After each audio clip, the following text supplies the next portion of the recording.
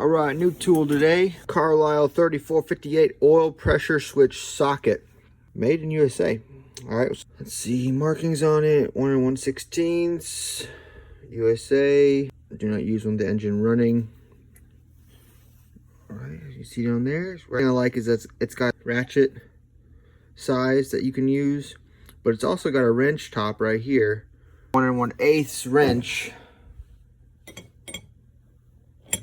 for the top, at least with the tolerances of a Sunex brand wrench.